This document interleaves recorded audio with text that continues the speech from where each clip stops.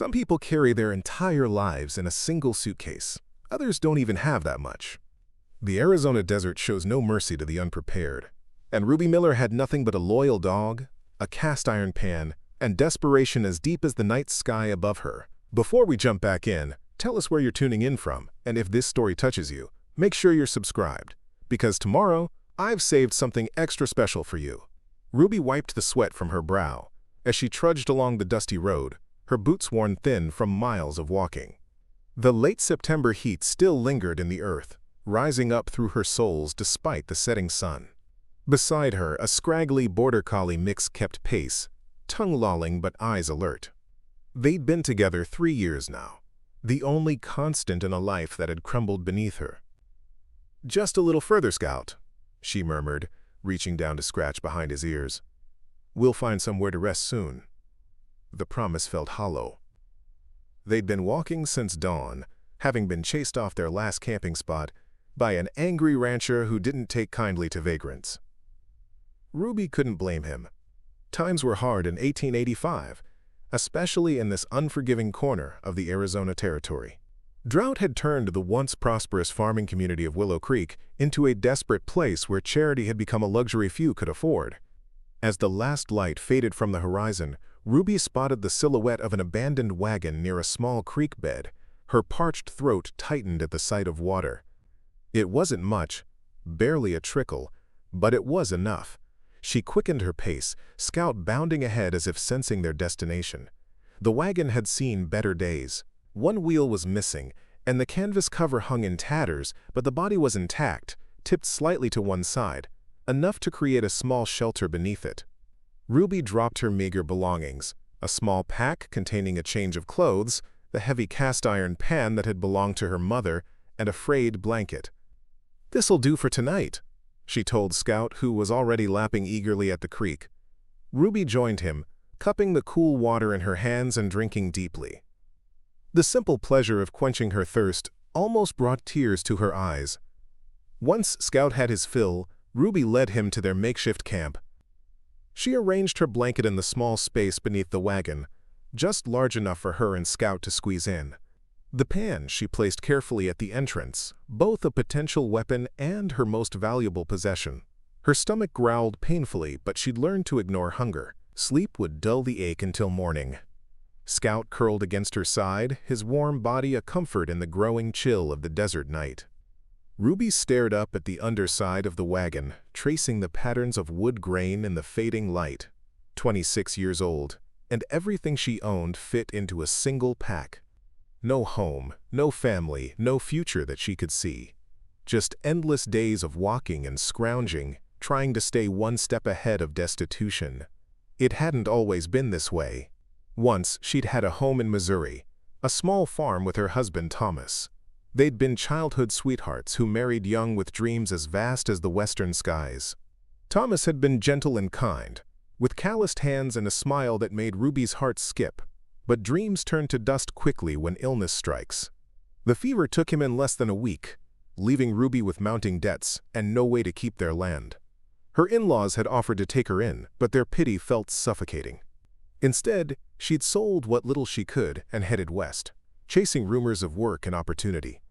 3 years later, those opportunities remained as elusive as rain in the desert. She'd found occasional work as a laundress or cook in various towns, but nothing lasted. The West wasn't kind to a woman alone. As exhaustion finally claimed her, Ruby's last conscious thought was a familiar prayer, not for wealth or comfort, but simply for tomorrow to be better than today. She woke to Scout's low growl, his body tense against hers. Dawn had barely broken, the sky a pale lavender above the distant mountains. Ruby froze, straining to hear what had alerted her companion. Then she heard it, the steady rhythm of approaching hoofbeats. "Quiet, boy," she whispered, reaching for the iron pan. Travelers on this lonely stretch of road were rare, and not all had honorable intentions, especially toward a woman alone. The hoofbeats slowed, then stopped. Ruby held her breath, clutching the pan's handle so tightly her knuckles whitened. Scout's growl deepened as boots crunched on gravel, coming closer to their hiding place. "I know someone's there," a man's voice called out. Deep, but not threatening. Cautious, My horse needs water. I mean no harm. Ruby remained silent, weighing her options. The creek was on public land. She had no right to prevent anyone from using it. But revealing herself to a stranger carried its own risks. The boots moved away, toward the creek. After a moment's hesitation, Ruby slowly crawled from beneath the wagon, pan still in hand, Scout pressed against her leg. She straightened, her back stiff from the hard ground, and faced the newcomer. He stood by a magnificent chestnut horse that was already drinking from the creek, tall and broad-shouldered, with sun-darkened skin and eyes the color of the sky after a storm. His clothes marked him as a working man: sturdy trousers, a faded blue shirt, and a leather vest worn smooth with age. A cattleman, Ruby guessed, from one of the large ranches that dotted the territory. He looked at her without surprise, as if finding a woman sleeping under a broken wagon was an everyday occurrence. His eyes flickered to the pan in her hand, then back to her face. "Morning," he said simply, touching the brim of his hat. Ruby nodded but didn't lower her makeshift weapon. "Morning." "Creek's running low," he observed, glancing at his horse. "Drought's been hard this year." Preparing and narrating this story took us a lot of time, so if you are enjoying it, subscribe to our channel. It means a lot to us. Now back to the story. Yes, Ruby agreed, uncertain what else to say. Social niceties seemed absurd under the circumstances. The man studied her for a moment longer, his expression unreadable. Then he turned and reached into his saddlebag, retrieving a small bundle wrapped in cloth. Ruby tensed, but he merely held it out to her. "Biscuits and jerky," he explained. "Not much, but I've plenty more at home." Pride warred with hunger in Ruby's stomach. Pride lost. She slowly lowered the pan and accepted the offering with a murmured, "Thank you." Scout whined, eyeing the food, and the stranger chuckled. He broke off a piece of jerky and offered it to the dog, who sniffed suspiciously before taking it gently from his hand. "Smart dog," the man commented. "Cautious. Good trade out here." Ruby unwrapped the cloth, the smell of the food making her mouth water. "He's been with me a long time." She broke a biscuit in half, savoring the first bite before hunger overtook restraint. The stranger waited until she'd finished eating before speaking again. "Name's Jackson Hayes. Most folks call me Jax." "Ruby Miller," she replied, old habits of politeness surfacing despite everything. Jax nodded, then gestured toward the wagon. "Planning on staying long?" The question wasn't accusatory, but Ruby bristled nonetheless. "Just passing through. I'll be moving on today." "Heading where?" The directness of his question caught her off guard. Ruby had no destination, no plan beyond survival. "Wherever there's work," she finally answered. Something in Jax's expression shifted. Not pity, which Ruby would have resented, but something closer to recognition. He rubbed his jaw thoughtfully, eyes moving from Ruby to Scout to the pathetic collection of belongings visible beneath the wagon. "I have a proposition for you, Mrs. Miller." "Miss," Ruby corrected automatically, then immediately regretted revealing that information. If Jax noticed her discomfort, he gave no sign. "I own a small spread about 5 miles west of here. Nothing fancy, but it's good land. Problem is, I'm on my own since my ranch hand broke his leg last month. Got cattle to tend, fences to mend, and no time for cooking or keeping house." Ruby stiffened. She'd heard propositions before from men who thought a desperate woman would accept any arrangement, no matter how dishonorable. "I'm not interested in that kind of offer, Mr. Hayes." Surprise flashed across his face, followed quickly by understanding and something like respect. "Nothing improper, Miss Miller. I'm talking about a job. Room and board plus wages in exchange for cooking and housekeeping.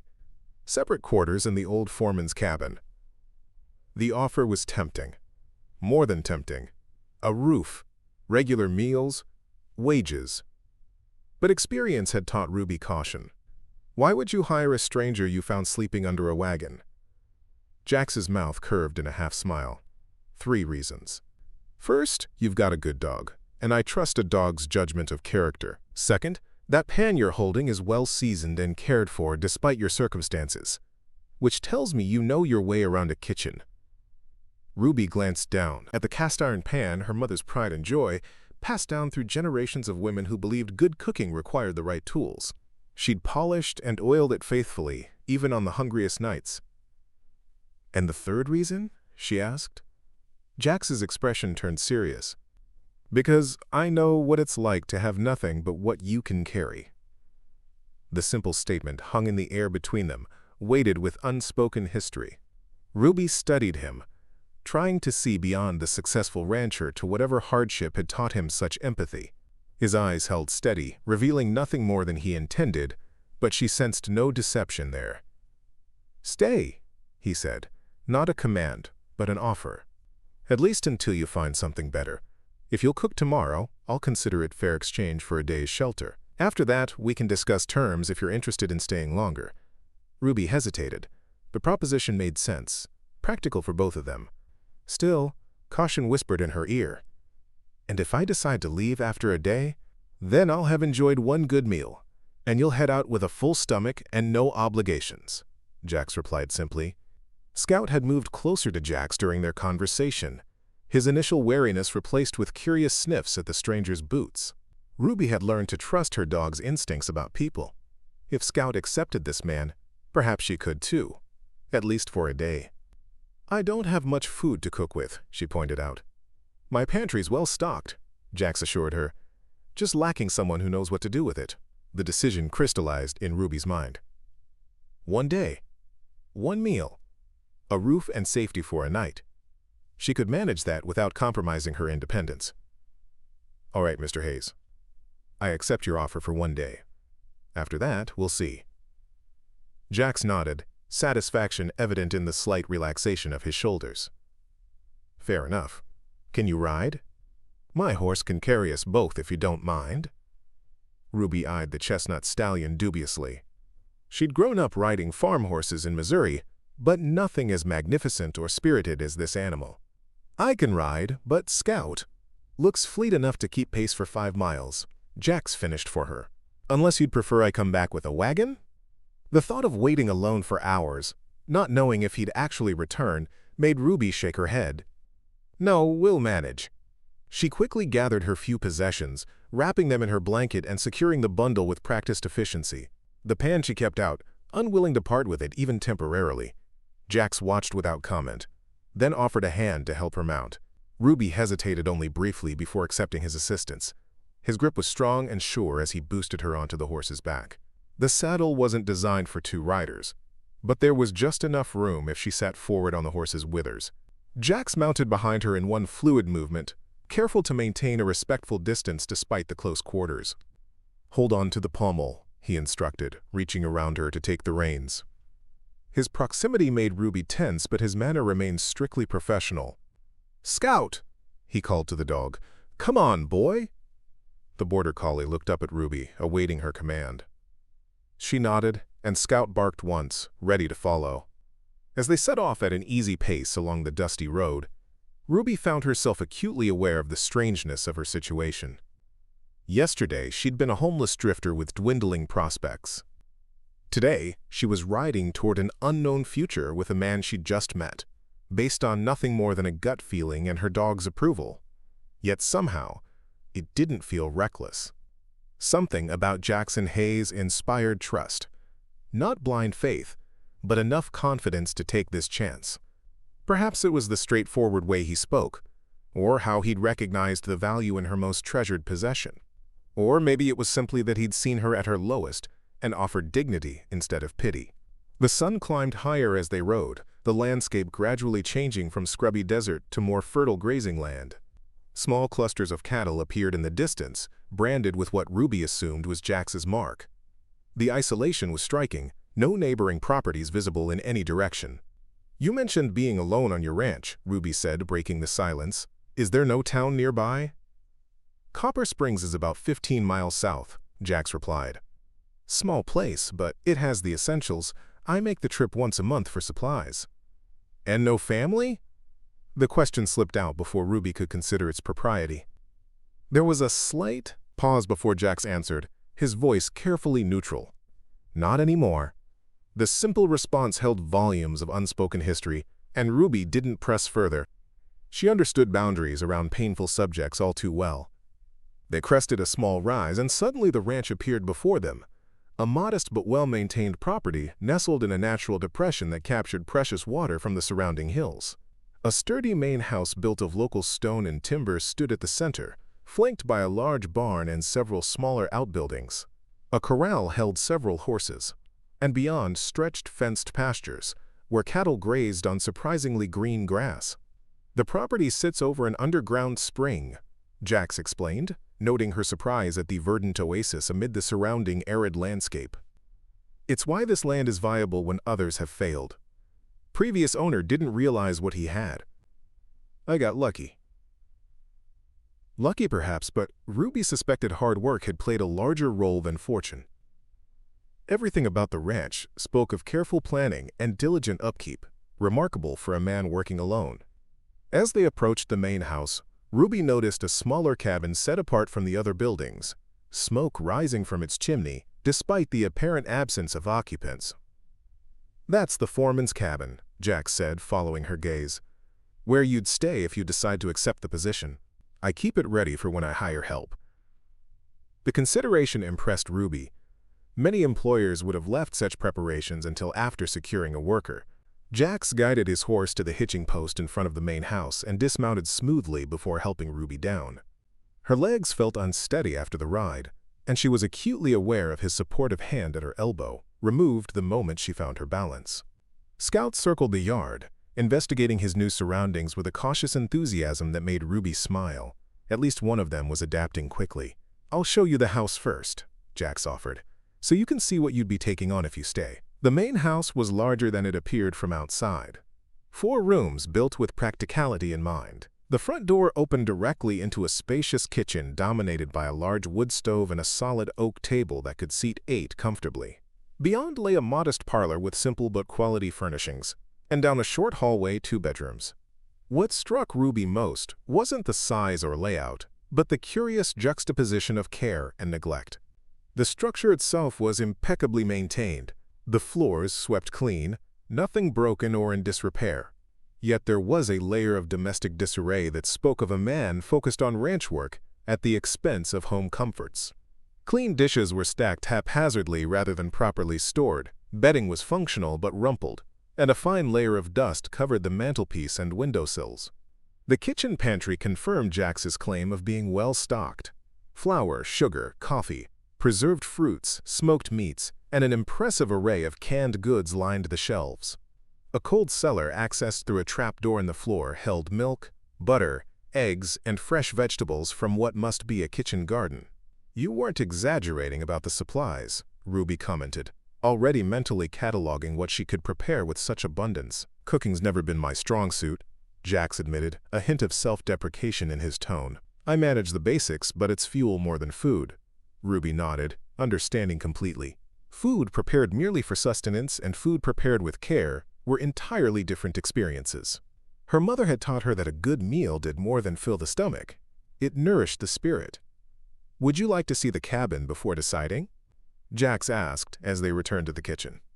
"Yes," Ruby agreed, though she'd already made her decision. One day of cooking in exchange for shelter was more than fair, and she was increasingly curious about this solitary rancher and his story. The foreman's cabin was a short walk from the main house, close enough for convenience but far enough for privacy. It was a simple one-room structure, with a small porch facing east to catch the morning sun. Inside, Ruby found a clean, comfortable space with a narrow bed, a chest of drawers, a small table with 2 chairs, and a pot-bellied stove for heat and basic cooking. "It's not fancy," Jax said, watching her reaction, "but it's sound. No leaks, good insulation for winter. There's a washhouse behind the main house you'd share, with hot water on bath days." Ruby turned slowly, taking in the modest accommodations with a perspective shaped by years of having no home at all. To him, this might be humble quarters to offer an employee. To her, it was a palace compared to sleeping under wagons and in haylofts. "It's perfect," she said quietly, then cleared her throat to dispel the emotion threatening to surface. "For a night, at least." Jax nodded, accepting her qualification without comment. "I'll let you get settled." There's fresh water in the pitcher and extra blankets in the chest if you need them. I'll be working the north pasture until sundown. Kitchen's yours whenever you're ready." With that, he left her to the unexpected luxury of privacy, something Ruby hadn't experienced in longer than she could remember. Scout immediately claimed a spot near the stove, circling 3 times before settling with a contented sigh. "Don't get too comfortable," Ruby cautioned him, though her heart wasn't in the warning. She placed her mother's pan on the small shelf above the stove, arranging her few belongings in the chest of drawers. The routine of unpacking, usually so temporary, felt different this time. Dangerous, almost, in how easily she could imagine staying. Ruby sat on the edge of the bed, its real mattress and clean linens, a shocking contrast to her recent sleeping arrangements. The enormity of what had just happened washed over her. This morning, she'd woken beneath a broken wagon, hungry and hopeless.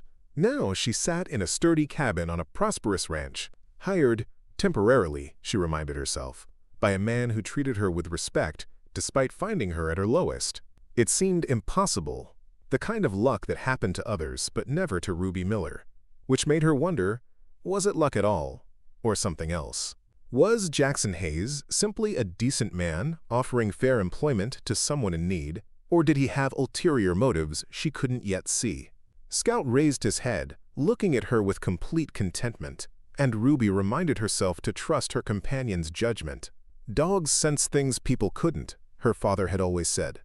If Scout accepted Jax, perhaps she should too, cautiously, and one day at a time. Ruby rose, straightened her worn dress as best she could, and squared her shoulders. She had a meal to prepare, and if cooking was to be her test, she intended to pass it with flying colors. Not just for the sake of potential employment, but for her own pride.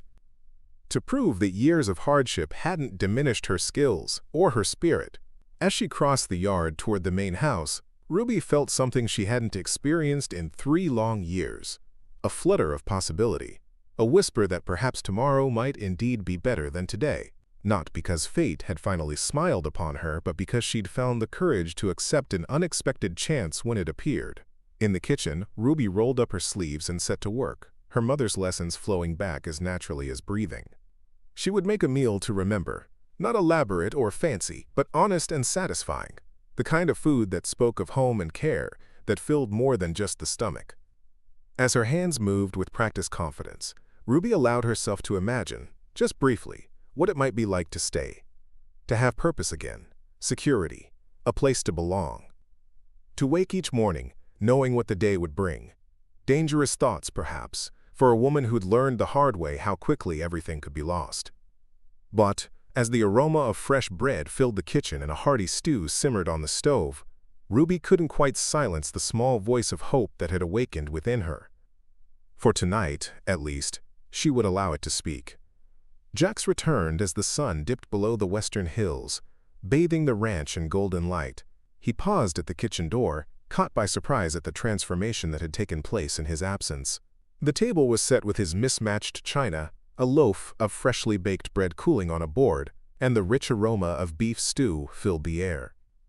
For a moment he stood perfectly still, an unreadable expression crossing his weathered face. Ruby glanced up from stirring a pot of blackberry preserves she'd discovered in the pantry. "I hope you're hungry," she said, suddenly self-conscious under his intense gaze. "Starving," Jax admitted, removing his hat and hanging it on a peg by the door. He crossed to the washbasin in the corner, rolling up his sleeves to reveal forearms corded with muscle from years of ranch work. "Been a while since I came home to anything but cold beans or jerky." Ruby watched surreptitiously as he washed up, noting the methodical efficiency of his movements. Everything about Jackson Hayes spoke of self-reliance and discipline, from the precise way he hung his hat to how he folded his sleeves. A man accustomed to doing for himself, with no one to impress and no one to answer to. 15 minutes until it's ready," she informed him, returning her attention to the preserves. "There's coffee if you'd like some while you wait." Jax poured himself a cup from the pot, keeping warm on the back of the stove. "You've been busy," he observed, gesturing toward not just the meal preparations but the general state of the kitchen. The dishes that had been haphazardly stacked were now organized in cupboards, counters gleamed with fresh scrubbing, and even the windows sparkled in the setting sunlight. Keeping busy keeps me from thinking too much, Ruby replied honestly. It was true. The familiar rhythms of cooking and cleaning had always been her refuge from worry. Today had been no different, except the kitchen was larger and better equipped than any she'd worked in for years. Thinking can be dangerous that way. Jax agreed with surprising understanding. He sat at the table, stretching his long legs beneath it. Ranch looks good on Scout. Ruby smiled, glancing toward the front door where her faithful companion lay dozing on the porch, belly full from the scraps she'd saved for him. He's made himself at home. Found the barn cats and established a truce already. A comfortable silence fell between them as Ruby finished preparing the meal. When she finally brought the pot of stew to the table, along with the bread and a small crock of butter, Jax straightened, watching her with an intensity that made her cheeks warm. "Been a long time since anyone cooked for me," he said quietly as she took her seat across from him. Ruby nodded in understanding. "Been a long time since I cooked in a proper kitchen." She'd debated saying grace, unsure of Jax's beliefs, but her own upbringing won out. She bowed her head briefly and offered a silent thanks for unexpected blessings. When she looked up, she found Jax watching her with something like approval in his eyes. The first bite of stew brought a look of such genuine appreciation to his face that Ruby couldn't help but smile. It was a simple meal by her standards. Beef, potatoes, carrots, and onions, seasoned with herbs she'd found growing in a small kitchen garden outside the back door. But to a man who'd been living on his own cooking, it clearly tasted like a feast. "This is good," he said after several appreciative mouthfuls. "Really good." "Thank you," Ruby replied, oddly pleased by his straightforward praise. "Your pantry made it easy. You keep better supplies than most bachelor ranchers I've known." "My mother's influence," Jax explained between bites. "She believed in being prepared for anything. Taught me to stock basics that keep well, even if my cooking doesn't do them justice." The mention of his mother opened a small window into his past. Ruby treaded carefully, not wanting to pry but curious about the solitary man across from her. "She sounds like a wise woman." "She was," Jax agreed, the past tense confirming what Ruby had suspected. "Raised 3 boys on a hard-scrabble farm in Texas, with not much help from our father. Taught us everything from cooking to doctoring, said a man should know how to take care of himself." "And your brothers?" Ruby asked, breaking off a piece of bread. A shadow crossed Jax's face.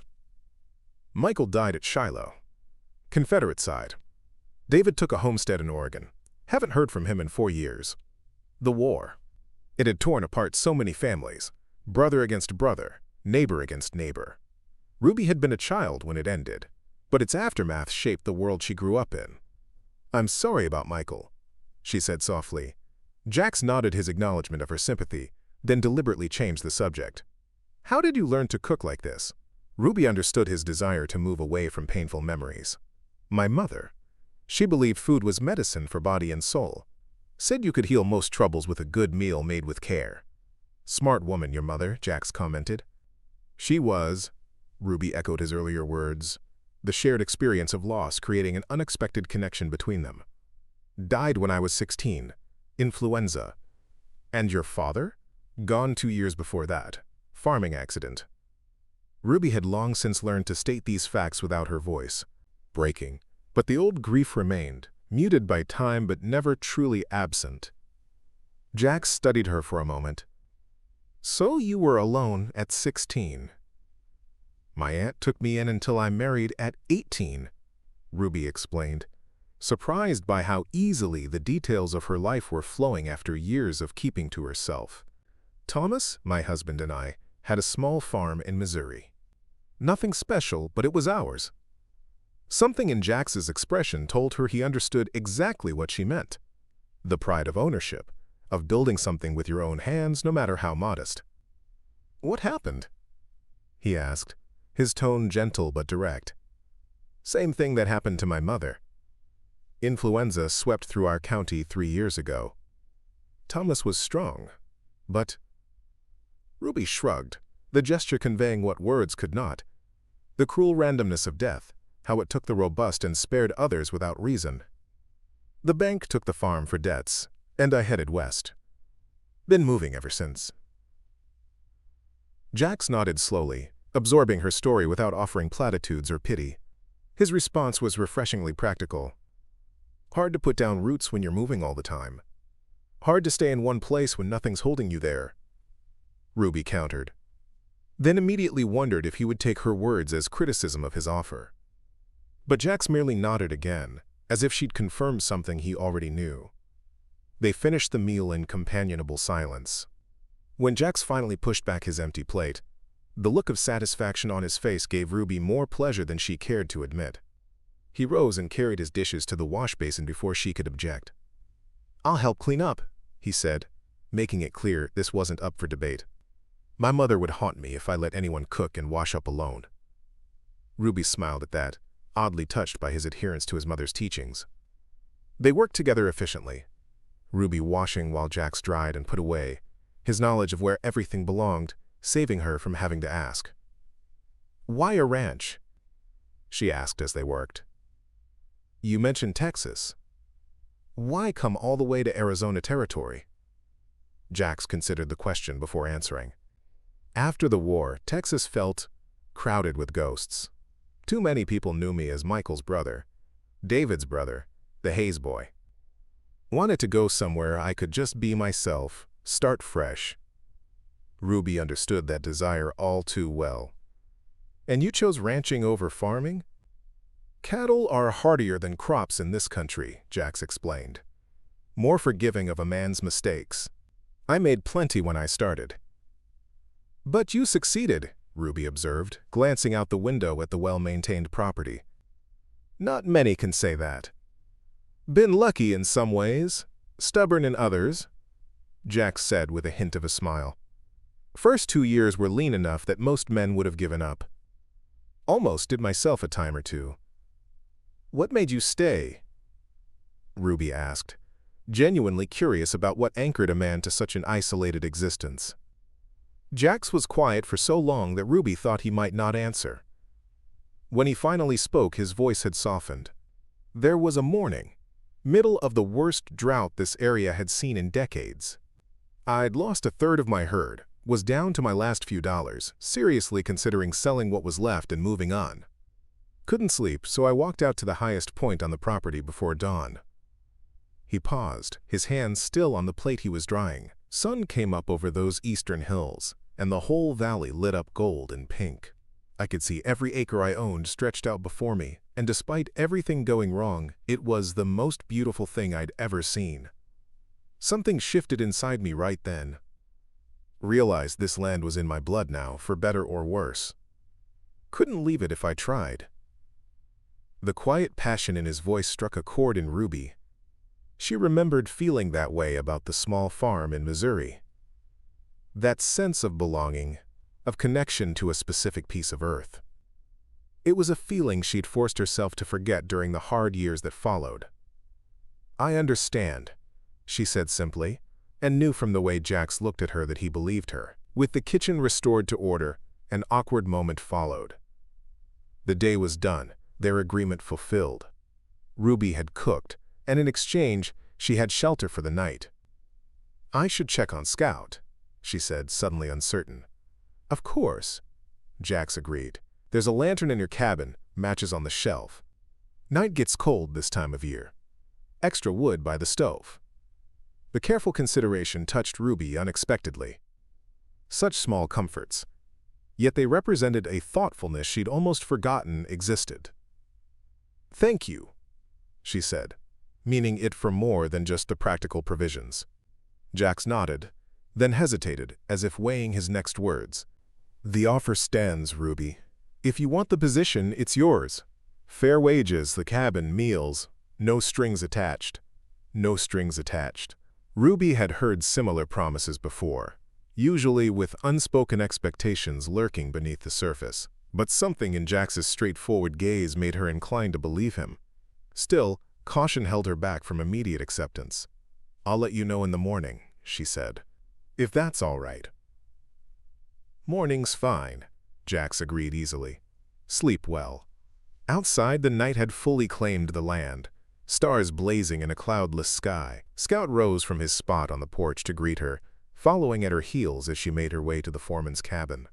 The small structure looked even more inviting, with moonlight silvering its weathered planks and smoke curling from the chimney. Jax must have lit the stove before coming in for dinner, ensuring the cabin would be warm for her return. Inside, Ruby lit the lantern, its golden glow chasing shadows to the corners. The modest space felt inexplicably welcoming, perhaps because it was freely offered, or perhaps because after years of transience, any shelter felt like luxury. She sat on the edge of the bed, Scout settling at her feet with a contented sigh. "What do you think, boy?" she murmured, scratching behind his ears. "Should we stay a while?" The dog looked up at her with complete trust, willing to follow wherever she led. But for the first time in 3 years, Ruby found herself wanting to stay put.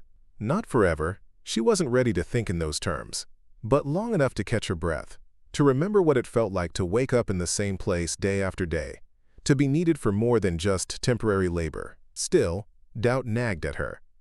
Jackson Hayes seemed honest, his offer legitimate, but Ruby had learned the hard way that circumstances could change in an instant. Today's security could become tomorrow's trap. Independence, hard-won through years of self-reliance, wasn't something she relinquished easily. One day at a time, she reminded herself, she would accept the position, but maintain her guard and her savings. At the first sign of trouble, she and Scout would be gone.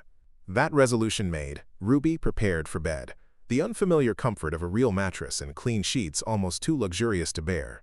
Her last thought before drifting to sleep was of Jax's face when he first tasted her cooking, that look of simple pleasure and appreciation.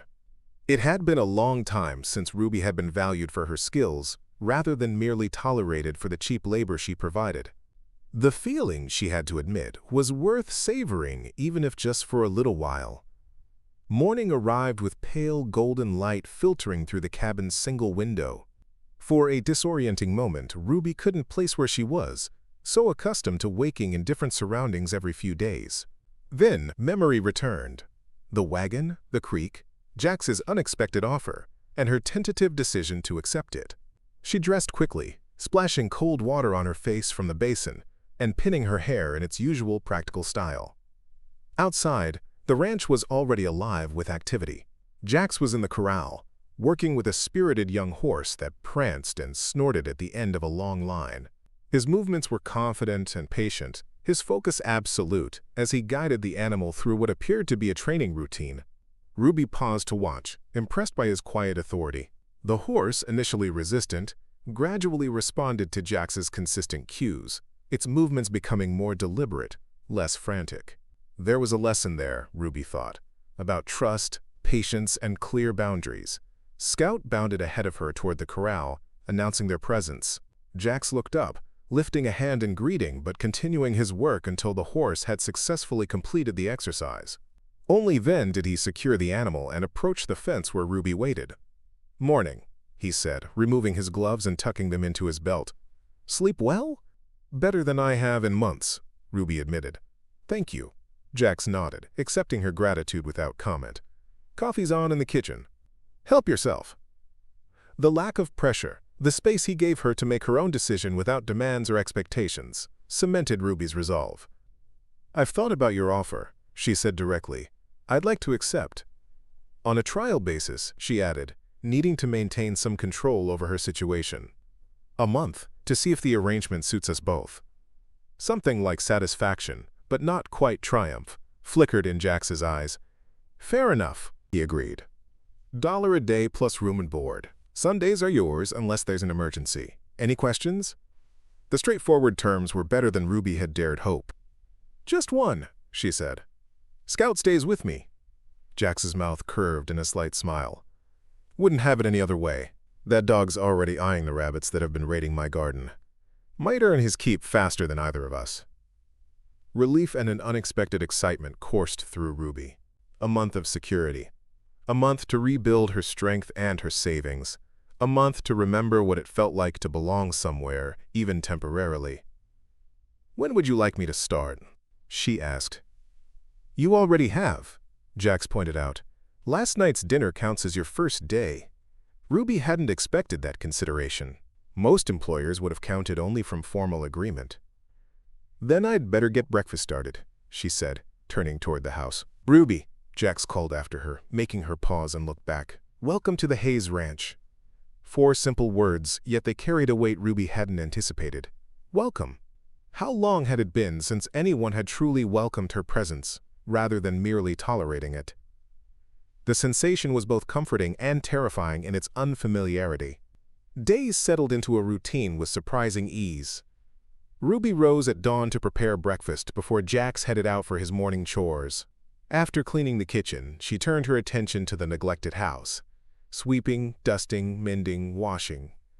Years of bachelor living had left their mark, but with each passing day, the ranch house began to reflect her touch. Jax never commented directly on the changes, but Ruby noticed how he began to linger longer at meals, how his boots were carefully removed at the door without her having to ask, how fresh wildflowers sometimes appeared on the porch for her to find. Small acknowledgments of her presence and her efforts. They maintained a careful distance. Ruby retreating to her cabin each evening after serving dinner and cleaning up, Jax respecting the boundaries of her private space. Their conversations remained largely practical. The weather, the cattle, supplies needed from town, but occasionally ventured into more personal territory, especially during meals. Ruby learned that Jax had fought briefly for the Confederacy before deserting after Shiloh, disillusioned by the war and devastated by his brother's death. He'd worked his way west, taking odd jobs on ranches and farms, learning the skills that would eventually allow him to establish his own place. He spoke little of the years immediately following the war, and Ruby sensed those memories were best left undisturbed. In turn, she shared more about her life in Missouri, her brief happiness with Thomas, the dreams they'd had for their farm and family before illness shattered everything. Speaking of Thomas became easier somehow, as if the act of sharing her memories with someone who listened without judgment helped transform sharp grief into something more gentle, a sorrow touched with gratitude for what had been, rather than bitterness for what was lost. 2 weeks into her stay, Jax announced they would make the monthly trip to Copper Springs for supplies the following day. "We'll take the wagon," he said over breakfast. "List is longer than usual." Ruby nodded, understanding the implication. Her presence meant additional items were needed. Flour and sugar consumed more quickly, extra soap for laundry, perhaps even fabric for mending or sewing. She'd kept careful track of what she used, conscious of not being a burden. "I can stay behind if you prefer," she offered, uncertain whether he wanted her company in town. Jax looked surprised at the suggestion. "You've been here 2 weeks without a break. Thought you might welcome the change of scenery." He hesitated, then added, "But it's your choice."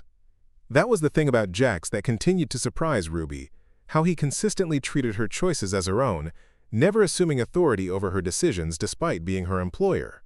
It was a respect she hadn't expected and found herself increasingly valuing. "I'd like to come," she decided. The prospect of seeing the town that served as Jax's connection to the wider world appealed to her, both for practical reasons and simple curiosity. They set out early the next morning, the sturdy wagon loaded with empty crates for the return journey. Scout rode in the back, nose lifted to catch the changing scents as they traveled. Ruby sat beside Jax on the wooden seat, a respectable distance between them but close enough for conversation. The 15 miles to Copper Springs revealed a landscape more varied than Ruby had appreciated during her initial journey to the ranch. What had seemed uniform desert gave way to surprising pockets of fertility, hidden springs, arroyos lush with vegetation, even small homesteads carved out of the unforgiving terrain by settlers as determined as Jax to make the land yield to human will.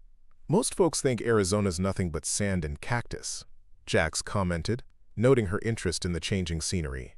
"Truth is, there's more water than meets the eye. Just gotta know where to look and how to use it wisely." "Like your ranch," Ruby observed. "That underground spring makes all the difference." Jax nodded, pleased by her understanding. "Previous owner tried to farm wheat like he was in Kansas.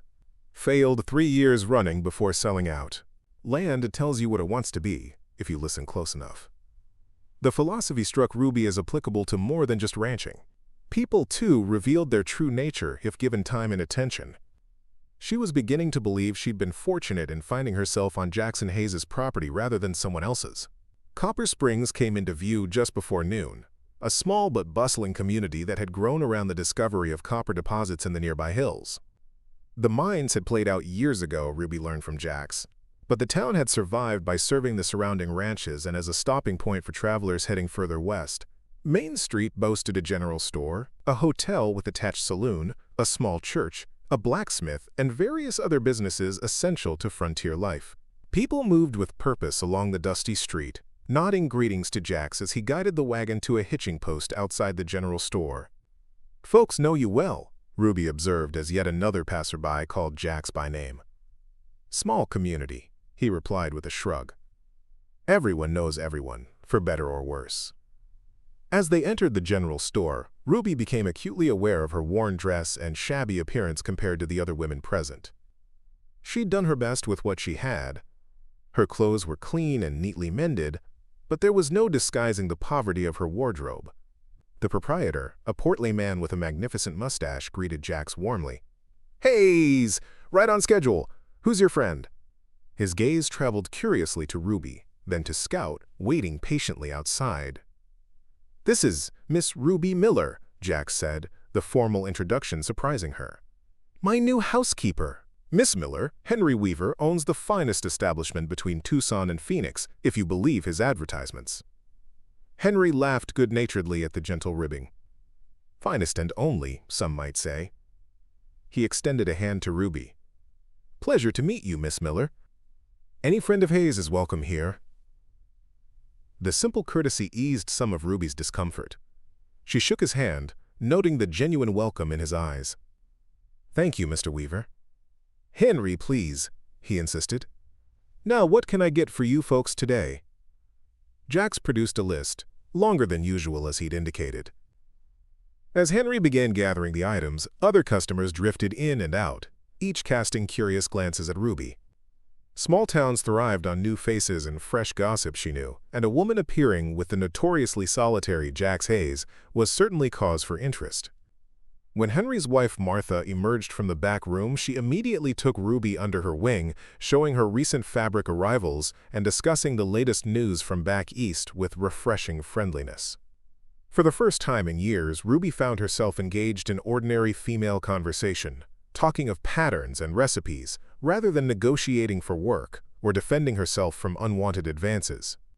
When Jax returned to the fabric section where Martha had been showing Ruby the latest calicos, he found the two women deep in conversation about preserving techniques.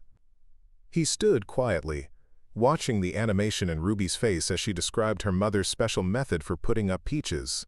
It was a side of her he hadn't yet seen, relaxed, enthusiastic, almost radiant, as she shared her knowledge with someone who appreciated it.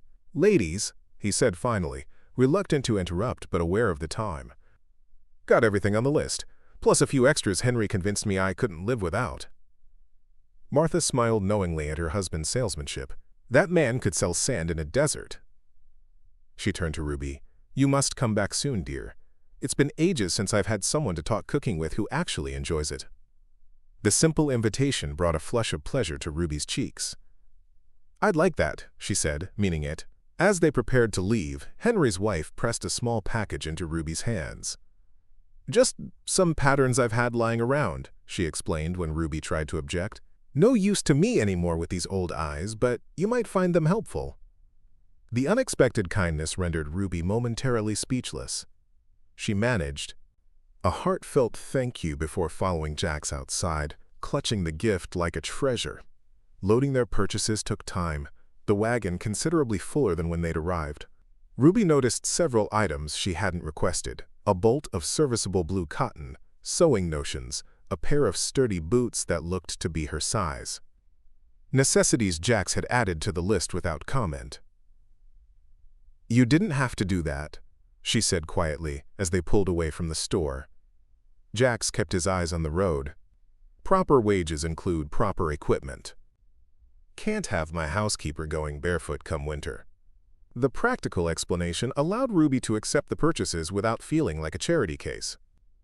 Still, the consideration behind the gesture warmed her in ways she didn't want to examine too closely. Their final stop before leaving town was the post office, housed in a corner of the barber shop. Jax emerged with a single letter that he tucked inside his jacket without opening. Ruby didn't ask, respecting his privacy as he respected hers. The return journey began in companionable silence, both processing the experiences of the day. Scout dozed contentedly among the supplies, worn out from the excitement of town and the treats Henry had slipped him when he thought no one was looking. About 5 miles outside Copper Springs, Jax finally spoke. "Folks seem to take to you." Ruby smiled, remembering Martha's warmth and Henry's jovial welcome. "They were kind." "More than kind," Jax corrected. "Martha Weaver doesn't share her patterns with just anyone. She's particular about who she befriends." The observation made Ruby's smile deepen. It had been so long since she'd had female companionship that she'd almost forgotten how to recognize its overtures. "I liked her too." Jax nodded, satisfied. "Community's important out here. Too easy to become isolated, forget how to be around people."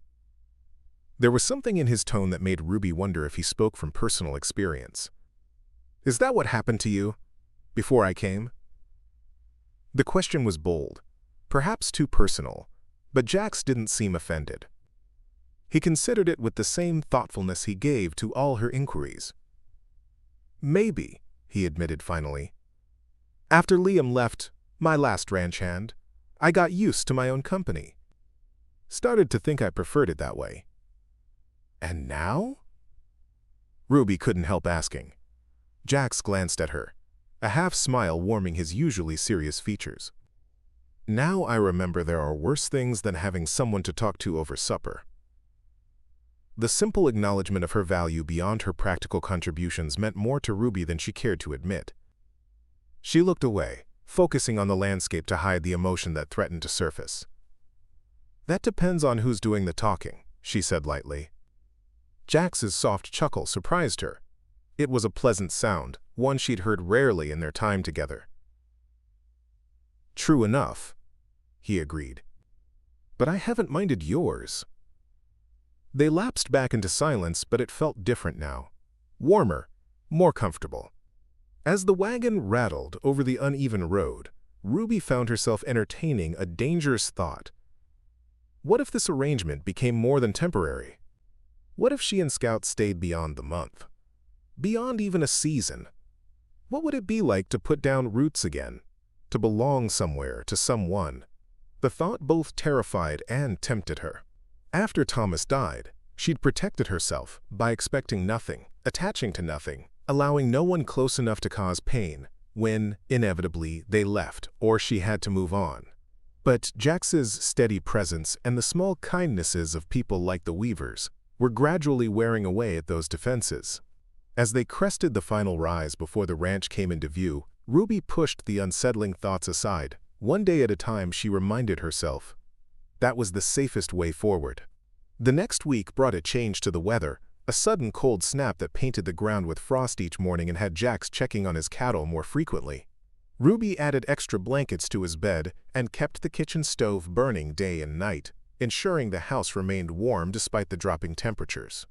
One evening, as she served a hearty stew perfect for the colder weather, Jax mentioned casually, "Got a letter from Liam, my former ranch hand. His leg's healed. Says he's looking for work again." Ruby's hand froze in the act of passing the bread.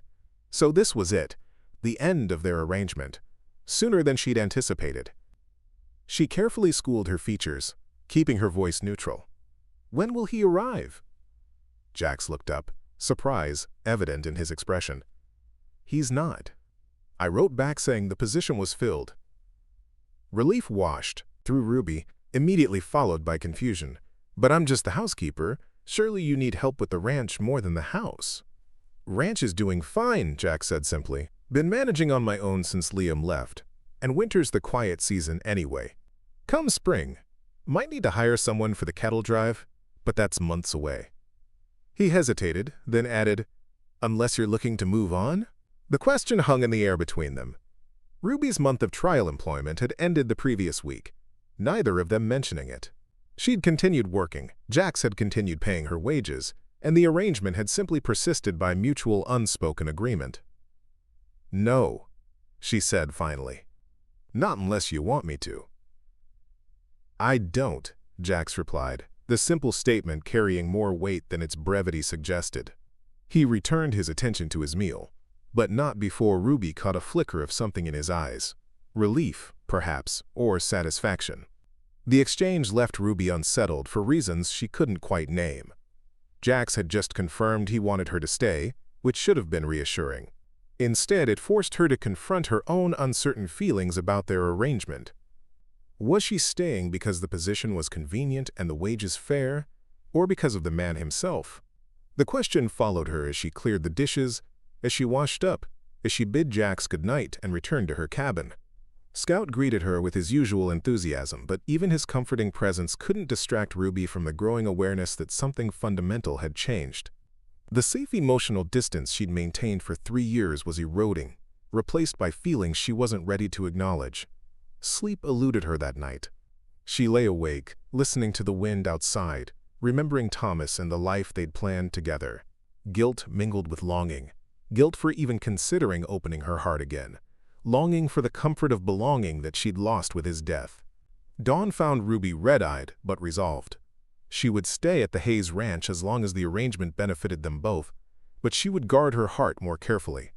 Jax deserved her best work, her respect, even her friendship, but nothing more. She couldn't risk that kind of loss again. Her determination lasted exactly 3 days. On the 4th morning, Ruby woke to find Scout missing from his usual place by the stove. Puzzled and concerned, she dressed quickly and stepped outside, calling for him. The ranch yard was quiet, the main house still dark in the pre-dawn light. No sign of her faithful companion. Growing worried, Ruby circled the cabin, then the barn, her calls becoming more urgent. Scout had never wandered off before. He was too attached to her, too well-trained. Ruby? She turned to find Jax emerging from the barn, lantern in hand, concern etched on his face. "Scout's missing," she explained, her voice tight with anxiety. "He wasn't in the cabin when I woke up." Without hesitation, Jax handed her the lantern. "I'll saddle Ranger. We'll find him." The simple certainty in his voice steadied her. Jax didn't waste time with reassurances or questions. He understood immediately that Scout wasn't just a dog to Ruby, but family, her only constant companion through years of hardship. Within minutes they were mounted on Jax's stallion, Ruby sitting behind him, scanning the gradually lightening landscape for any sign of her dog. Jax guided the horse in ever-widening circles around the ranch, paying particular attention to the paths leading toward the nearest water sources. "He wouldn't have gone far," Jax said over his shoulder. "Not without good reason. He's never done this before," Ruby replied, her fear mounting as the search continued without success. What if Scout had encountered a predator, a coyote, or even a mountain lion? What if he was injured somewhere, unable to return? They had reached the creek where Jax had first found Ruby sleeping under the wagon when a distant bark caught their attention. Jax immediately turned the horse toward the sound, urging him to a faster pace. As they rounded a bend in the creek, Ruby finally spotted a familiar form. Scout, standing alert at the base of a large cottonwood tree, barking insistently upward. "Scout!" Ruby called, relief flooding through her. Jax reined in the horse, helping her dismount before she could throw herself off in her eagerness to reach her dog. As Ruby rushed toward Scout, she realized he wasn't alone. A small figure, huddled against the trunk of the tree, partially hidden by the early morning shadows. A child. A boy no more than 6 or 7 years old, thin and terrified, clutching a tattered blanket around his shoulders. "Oh my goodness," Ruby breathed, slowing her approach to avoid frightening the child further. Scout whined, moving between Ruby and the boy as if to make introductions. The child pressed himself harder against the tree trunk, wide eyes darting from Ruby to Jax, who had dismounted and was hanging back, sensing that his presence might be more intimidating than reassuring. "Hello there," Ruby said gently, kneeling to bring herself to the boy's level. "My name's Ruby. This is my dog, Scout. He found you, didn't he?" The boy nodded slightly, his gaze fixed on Scout rather than the humans. The dog, sensing an opportunity, sat and offered a paw, his most charming trick. A ghost of a smile flickered across the child's dirty face. "He likes you," Ruby continued softly. "Scout's a very good judge of character. What's your name, sweetheart?" For a long moment, Ruby thought he wouldn't answer. Then, so quietly she almost missed it. "Charlie." "Charlie," Ruby repeated warmly, That's a fine name. Are you hungry, Charlie? I was just about to make breakfast back at our ranch. Pancakes, I think. Scout loves pancakes, don't you, boy? At the mention of food, the child's expression changed, hunger momentarily overcoming fear. He nodded again, more definitively this time. Would you like to come with us? Ruby asked, careful not to make any sudden movements. It's not far, and you look like you could use a warm meal. Charlie hesitated, glancing past Ruby to where Jack stood silently by the horse. Who's he? The boy whispered. That's Mr. Hayes, Ruby explained. This is his ranch. He's very kind, and he's been helping me look for Scout. Jax, hearing his name, stepped forward slowly and crouched down, maintaining a non-threatening distance. Morning, Charlie, he said, his deep voice gentler than Ruby had ever heard it. You're welcome at my table, son. Something in Jax's manner, the respect with which he addressed the child, perhaps, or the sincere welcome in his tone, seemed to reassure Charlie. He nodded once more and took a tentative step toward Ruby. That's it, she encouraged. Scout and I will walk right beside you. Mr. Hayes will lead the way on his horse. Understanding her strategy, Jax mounted Ranger again and moved ahead, giving the boys space while still guiding their return. Ruby walked slowly beside Charlie, Scout on the child's other side, creating a protective formation that seemed to ease the boys' anxiety. As they walked, Ruby took stock of their unexpected guest. Charlie's clothes were worn but had once been of good quality. His shoes, though scuffed, were expensive leather rather than rough frontier work boots. His speech, though limited to a few words so far, carried no trace of a frontier accent. This was no ordinary farmer's child lost in the wilderness. Back at the ranch, Ruby guided Charlie directly to the kitchen, settling him at the table while Jax discreetly withdrew to tend to his horse.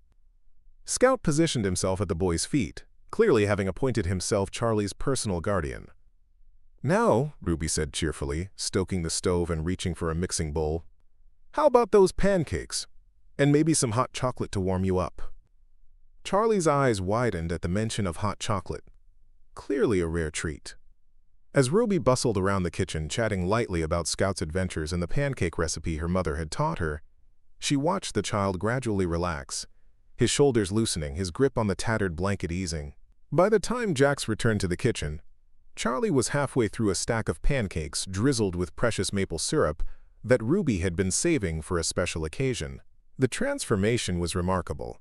With food in his stomach and Scout's head resting trustingly on his lap, the boy looked less like a frightened rabbit and more like the child he was.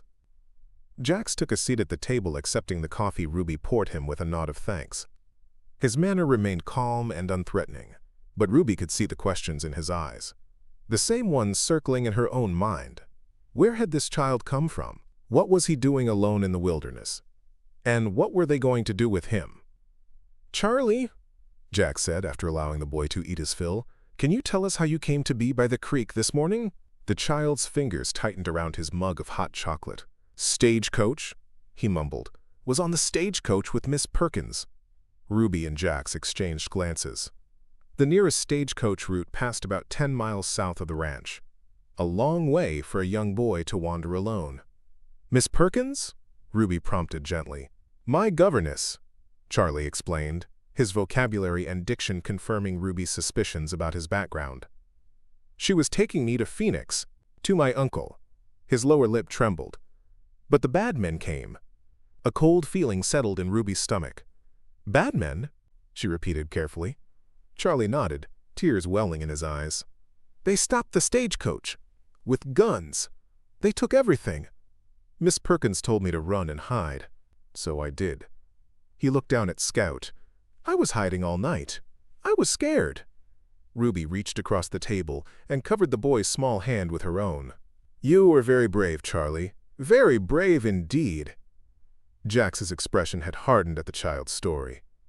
A stagecoach robbery, he said grimly. Must have been yesterday afternoon. Charlie, do you know what happened to Miss Perkins and the other passengers? The boy shook his head, a tear slipping down his cheek.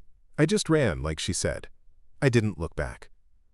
Smart woman, this Miss Perkins, Ruby thought. She prioritized the child's safety over her own. You did exactly the right thing. she assured Charlie. "Miss Perkins would be very proud of you." Jack stood, his decision made. "I need to ride to Copper Springs," alert the sheriff. "The stage company needs to know, and search parties should check for survivors." He looked at Ruby. "Can you keep Charlie safe here?" "Of course," Ruby agreed without hesitation. "We'll be fine, won't we, Charlie?" The boy nodded, though his eyes followed Jack's anxiously. Despite his initial wariness, children had an instinct for strength and protection. In the short time they'd been acquainted, Charlie had clearly recognized Jax as a source of both. "I'll be back by nightfall," Jax promised, addressing the child directly. "Ruby and Scout will take good care of you until then. Maybe you can help feed the chickens later, if you're feeling up to it." The suggestion of a normal, manageable task seemed to comfort Charlie. "I've never fed chickens before," he admitted. "Well then, today's your lucky day," Ruby said with a smile. "They're quite characters, our chickens. Each one has a different personality." After Jax departed, Ruby kept Charlie busy with small, engaging tasks, gathering eggs, kneading dough for bread, watching her prepare a stew for dinner. The activity seemed to help, keeping his mind from dwelling on the frightening events he'd experienced. Scout remained glued to the boy's side, his protective instincts in full force. By mid-afternoon, exhaustion caught up with Charlie. Ruby settled him on the sofa in the parlor with a quilt and a promise to wake him if there was any news. Within minutes, he was sound asleep, Scout curled on the floor beside him. Ruby watched them for a moment, her heart aching for this child thrust so suddenly into her care. Where was his family? Would they be searching for him? And what of poor Miss Perkins and the other passengers? Had they survived the robbery? As she returned to the kitchen to continue preparing dinner, Ruby realized how quickly life could change course. This morning she'd been determined to maintain emotional distance, to protect herself from growing too attached to Jax or the ranch. Now she found herself responsible for a traumatized child, working alongside Jax to ensure his safety. The walls she'd carefully constructed seemed increasingly beside the point. Jax returned as promised at nightfall, his expression grave as he entered the kitchen where Ruby was putting the finishing touches on dinner. Charlie had woken from his nap and was setting the table under Ruby's guidance, the domestic task providing a comforting structure to his uncertain situation. Sheriffs organized a search party. Jax reported quietly to Ruby while Charlie was occupied with folding napkins. Stage company confirmed the robbery. 4 passengers plus driver and shotgun guard. No word yet on survivors. "And Charlie's people?" Ruby asked. "Did you learn anything about them?" Jax nodded. "Boy's full name is Charles Edward Blackwood. His father was Joseph Blackwood, mining investor from San Francisco. Apparently died last month. That's why the boy was being sent to his uncle in Phoenix." He lowered his voice further. "Blackwood was wealthy, Ruby, very wealthy. If those robbers knew who they had..." He didn't need to finish the thought. "A kidnapping for ransom would be far more profitable than a simple robbery, especially if the child's uncle had inherited the Blackwood fortune." "What do we do?" Ruby whispered. "Sheriff's sending telegrams to Phoenix, trying to reach the uncle. In the meantime, Charlie stays here where he's safe. Ranch is isolated enough that word of his presence won't spread." Ruby nodded her agreement. "He seems to be coping well, considering. Having tasks to do has helped." Jax's expression softened as he watched Charlie carefully arranging forks beside the plates. "You're good with him." The simple observation warmed Ruby unexpectedly. Children are resilient, and he has Scout watching over him like a guardian angel. Dinner that evening was a strangely domestic affair. Charlie, exhausted by his ordeal but comforted by Charlie's eyes grew anxious at the thought of being alone. "You can have my bed in the main house," Jax offered. "I'll take the sofa in the parlor." Ruby expected Charlie to accept immediately. The master bedroom would surely be more comfortable than any alternative. But the boy looked uncertainly between Jax and Ruby, clearly reluctant to be separated from either of them. "Actually," Ruby suggested, her heart responding to the child's unspoken fear, "what if we make a special bed for Charlie in the parlor? That way, he'll be close to both of us." She glanced at Jax. "I could sleep in the spare room tonight, just for Charlie's peace of mind." The suggestion was unconventional. Ruby had never spent a night in the main house, maintaining the propriety of separate dwellings since her arrival. But these were unusual circumstances, and Charlie's well-being took precedence over social norms. Jax nodded his approval. "Good idea. Charlie, would you like that? A special bed in the parlor, with Ruby nearby and me on the sofa to keep watch?" The relief on the child's face was answer enough. Together, they transformed the parlor into a cozy nest, using cushions and blankets to create a comfortable pallet for Charlie near the fireplace. Ruby read to him from one of Jax's few books, a collection of adventure stories that had clearly been well loved in younger days, until his eyelids grew heavy and his breathing evened into sleep. As she closed the book, Ruby found Jax watching her from the doorway, an unreadable expression on his face. She rose quietly and joined him in the kitchen, keeping her voice low to avoid waking Charlie. "What will happen to him?" she asked, the question that had been troubling her all day finally voiced. Jax leaned against the counter, his usual confidence momentarily subdued. "Depends on his uncle, I suppose. If the man's willing to take him in, that's where Charlie belongs. With family. And if not?" Ruby pressed, though she feared she knew the answer. "Orphanage, most likely," Jax admitted. "Or a boarding school, if there's money for it." The thought of Charlie, bright, brave Charlie, who had survived a night alone in the wilderness and still managed to smile at dinner, being consigned to an institution made Ruby's heart constrict. Yet, what alternative could she offer? She was a homeless drifter herself until recently, with no rights, no standing, nothing to provide a child beyond temporary care. "It's not right," she said softly, "after everything he's been through." "No," Jax agreed, "it's not right. But it's the way of the world. Children without parents are at the mercy of whatever arrangements adults make for them." Something in his tone made Ruby look at him more closely. "You sound like you know from experience." Jax's gaze shifted to the window, where darkness had fully claimed the land. "My father died when I was 9. Mother did her best, but there were times, bad winters, failed crops, when she considered sending us boys to relatives just so we'd have enough to eat." He shook his head. "She never did, but I remember the fear. The uncertainty of knowing your future depended entirely on decisions made by others." The glimpse into Jax's childhood, a vulnerability he rarely revealed, touched Ruby deeply. "You turned out all right," she said softly.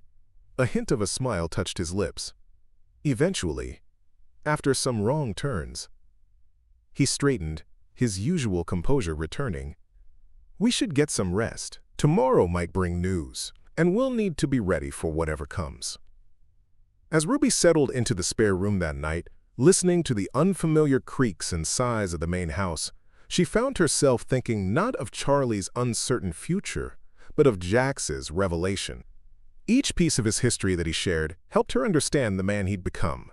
Self-reliant to a fault, fiercely protective of what was his, determined to create security where once he'd known its absence.